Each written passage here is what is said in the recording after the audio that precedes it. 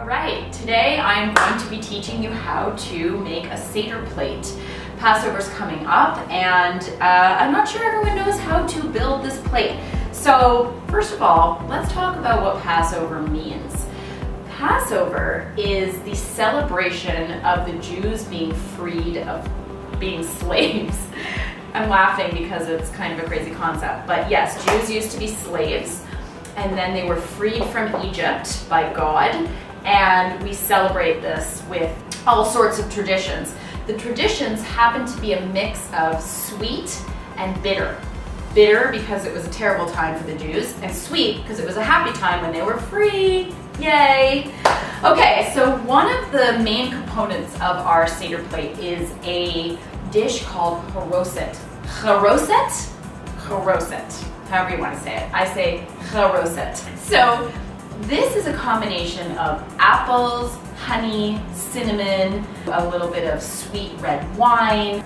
Now we put a little bit of it in our Seder plate, but you also serve a bowl of it at your Seder and you'll top it on your matzah and it's just lovely. So I'm going to show you how I make my HAROSET. And the first ingredient is apples. Normally, if you're having a Seder dinner, you'd probably have, I don't know, 8, 12, 14 people, something like that. You'd probably use about 6 apples. Today, I'm going to have that recipe because I'm just showing you an example of how to make it, and I'm going to use 3 apples. So for this recipe, I like to use Granny Smith apples. I think that they have a nice bite to them. They're not too sweet, so they go really nicely with the rest of the ingredients, especially the sweet ingredients. You probably already know this if you enjoy cooking, but when you cut an apple, it can easily turn brown. So I always hit it with some lemon juice to keep the skin nice and white. Alrighty, the next step is going to be to add some walnuts. Next step is going to be honey. This is just an absolutely lovely flavor. Okay, the next ingredient is sweet red wine. So for Passover and any of our high holidays, we often use manischewitz, and that's what I'm going to use here.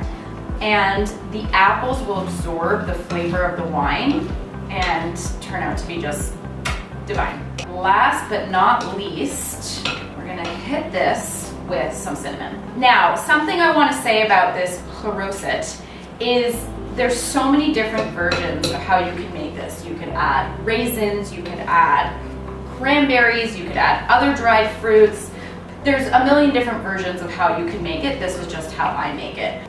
Okay, so now my HAROSET is done, and we're going to talk about the Seder plate and the components of it. I'm going to start with parsley. So we will set parsley into our first bowl on the Seder plate, and the symbolism of the parsley is to dip it in salt water to represent the tears that the Jews shed. The next item that I'm going to put on the Seder plate is our bitter herbs. And sort of like I was explaining before, bitter herbs represents the bitterness of being a slave. Okay, the next item is an egg. And for the life of me, guys, I can't remember what the egg is for, so I'm sure my Bobby's watching this and thinking, Sari, what's happening? What did you not learn in Hebrew school? Anyways, I'll look this up, make sure I include the meaning of the egg on the blog post, but we do put an egg in here, and there we go. Next up is the horseradish. Same deal here, symbolizing the bitterness of being a slave. You can use grated horseradish, or I just got a stick of it and I cut off a little circle and into the bowl it goes. So next up is our shank bone, which symbolizes the lamb that the Jews had to sacrifice. And you can really use any bone for this. I just got a little chicken bone from my rotisserie chicken. It's easier to find an actual shank bone closer to Passover, but I'm going to substitute for now.